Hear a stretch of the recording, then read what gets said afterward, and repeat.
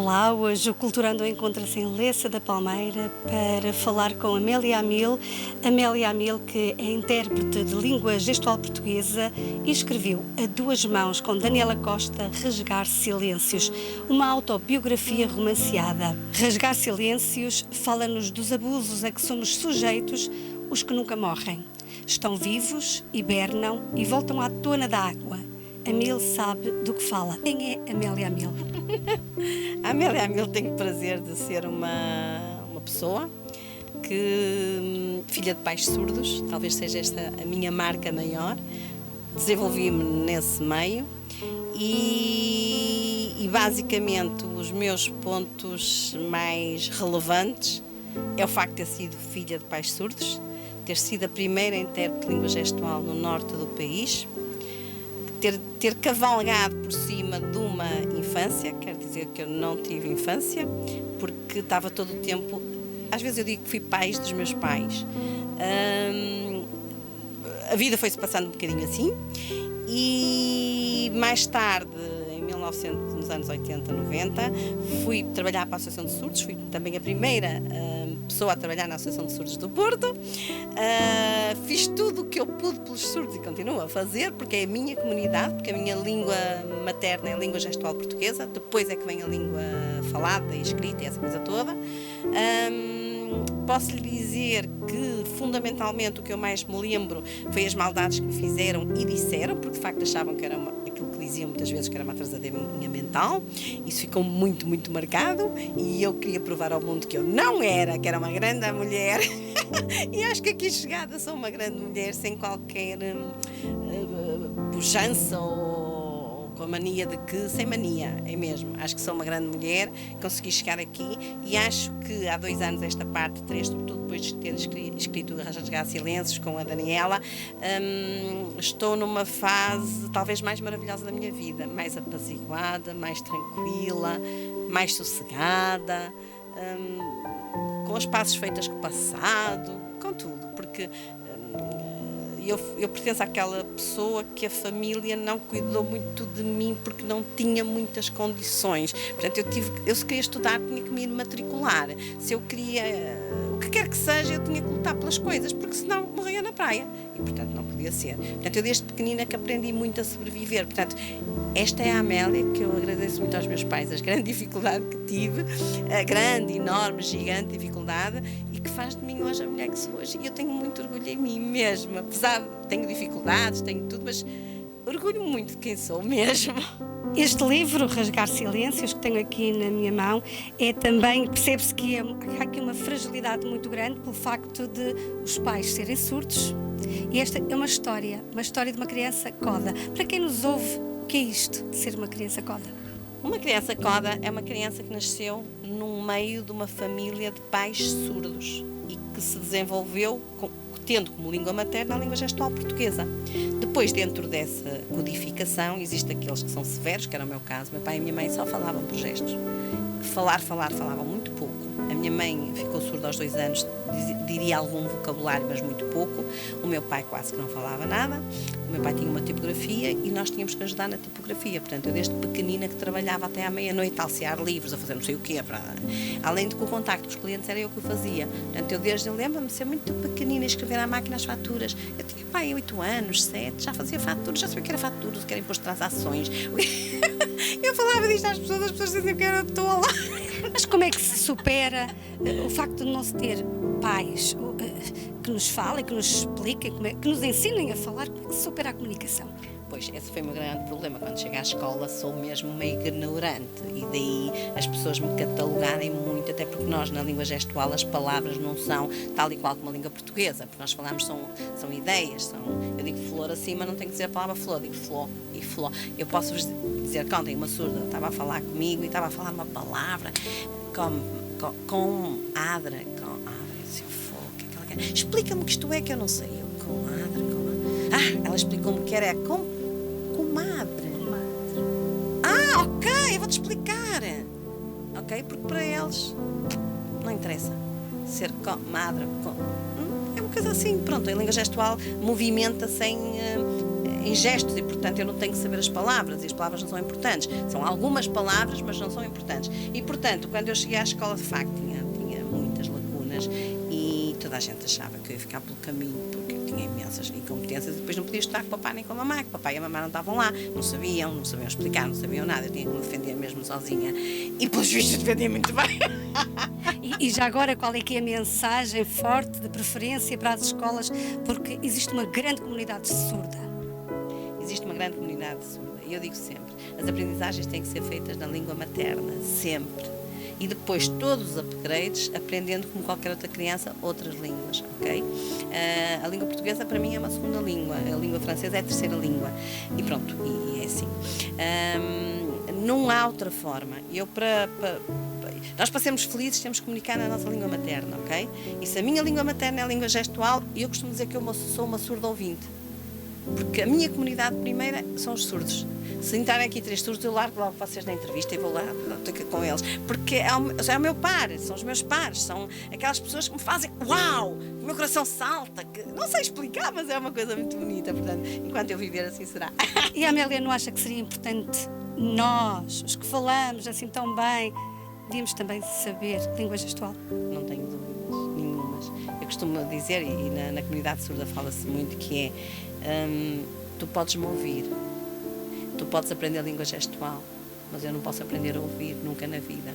Portanto, eu tenho a sorte de viver o melhor dos dois mundos, porque pertenço à comunidade surda e sei o que é sentir a surdez e sentir no meio deles assim uma coisa intensa, ouvir os comentários dos ouvintes pensando que eu sou surda, porque eu no meio dos surdos sou surda. Ninguém imagina que eu sou ouvinte. E ao mesmo tempo poder estar deste lado do mundo e usufruir também é ouvir, mas a minha identidade é surda. Pertenço à comunidade surda, sem dúvidas algumas. Este livro, Rasgar Silêncios, é um livro que tem uma mensagem muito forte. Nós podemos dizer que ele está baseado em factos reais, factos da vida da Amélia Amil. Isto é uma biografia minha, ok? E é todo ele, conta, na realidade, não é toda a minha vida, porque a minha vida, infelizmente, teve muito mais do que isso. Mas isso é talvez as coisas mais difíceis que eu vivi na vida. É uma espécie de um grito porque muitas das vezes a sociedade não percebe o que acontece, nem percebe como, nem percebe a que propósito. E eu aí desmistifico uma situação por exemplo, de abusos sexuais, que era muito pequenina, uma situação, por exemplo, de suicídio, que eu tinha a certeza absolutérrima que eu ia desaparecer. Era uma coisa tão linda. Eu lembro-me das cores, lembro-me da situação, lembro-me de tudo ao pormenor. Esta coisa, às vezes, falarem de suicídio e dizerem que as pessoas... Esqueça. As pessoas, quando se querem suicidar, as que se querem, elas fazem. Algumas têm sucesso, infelizmente, outras, como eu, tive a sorte de ter escapado, porque eu só acordei muito mais tarde no hospital, dias e dias e dias, nem sei quantos. Nem sei quem me salvou, que era um gosto que eu adorava saber quem me salvou.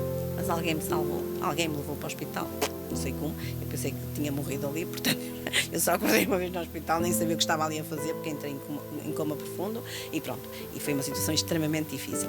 Pronto, mas safada, daí eu disse assim, bom, se não é para morrer, tem que ser para viver. Do registro que eu fui lendo, a Organização Mundial informa que 12,6 milhões de pessoas do mundo inteiro são completamente surdas, ou seja, incapazes de ouvir qualquer som. Estamos a falar de surdez profunda. E podemos considerar que este livro é um livro para essa comunidade, ou será também para os ouvintes? Eu vou lhe dizer, este livro fundamentalmente é um livro para os ouvintes, para todas as pessoas que gostam de biografias. Pronto. Ponto número 2, é um bocado doloroso. Todas as pessoas que me dizem, que me escrevem, gostam muito do livro, mas é um bocado doloroso. E depois, este livro é o único livro no mundo que se conhece que tem um QR Code no próprio livro, que tem a tradução em língua gestual portuguesa e língua gestual internacional. Ou seja, os surdos podem ler este livro. Mas, além disso, neste QR Code também tem um áudio com todo o livro contado, para que a pessoa que não pode ler, nem percebe nada de língua gestual, possa ouvi-lo. Por exemplo, os cegos? Os cegos, as pessoas de muita idade, pronto, seja o que for, whatever. E agora estamos a traduzi-lo em inglês porque queremos transpô-lo do país, porque é uma história que, além de ser tocante, ela é importante porque isto não se passa só comigo, isto passa-se com muita gente. E eu continuo a achar que é preciso desmistificar estas vidas sofridas e de superação. Todos nós nos podemos superar, todos, e eu inclusive, ok? A psicologia diz que nós demoramos mais ou menos 5 gerações a sair do estado inicial onde estamos. Eu ter pensado que fiz isto numa geração só, eu sou uma privilegiada, ok? E sinto-me muito privilegiada por isso. E não fui eu que consegui sozinha, com certeza que todo o meu meio envolvente tão severo e tudo o que eu trazia desta vida ou de outras vidas, que essa parte eu não sei, ou não conheço profundamente, fez com que eu lutasse sempre. E quando eu desisti de lutar, não, o universo não me deixou de desistir de lutar e obrigou-me a reativar a vida e eu continuar a viver. Portanto, perante isso, eu só posso viver intensamente. E sim, a partir dos 60 anos, eu considero uma pessoa super mega feliz e tranquila, apaziguada com a vida, mas sem esquecer o que me aconteceu, porque isso eu não consigo e nunca vou esquecer. E o que é que pretende fazer para fazer chegar esse livro ao mundo inteiro? O primeiro passo que precisamos fazer é trabalhar com os países que falam língua portuguesa.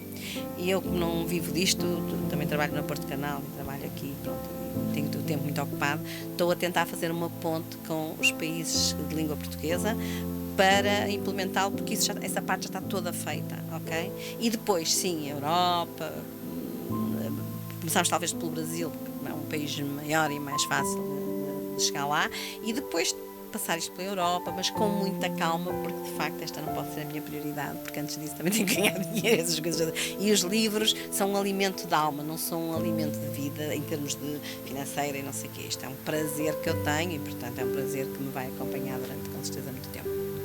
Este livro foi prefaciado por Mónica Franco, que nos diz: há um pouco de todas nós na Amélia, mas há poucas Amélias no meio de nós. Quer comentar?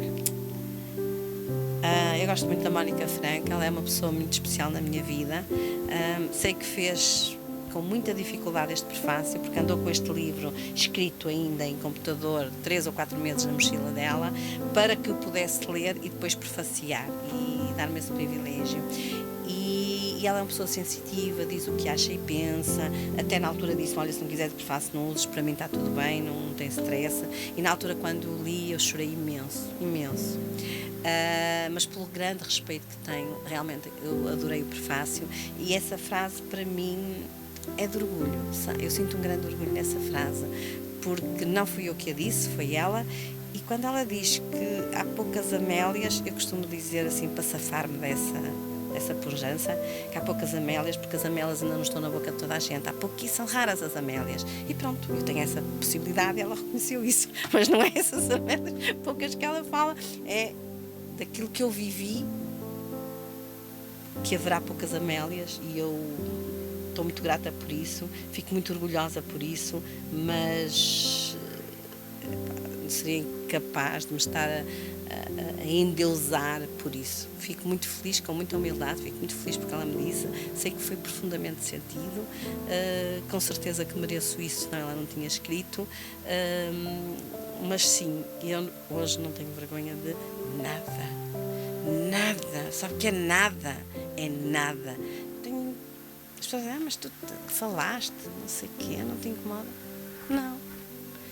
A gente só se pode apaziguar com a vida quando tem coragem para enfrentar a própria vida que teve.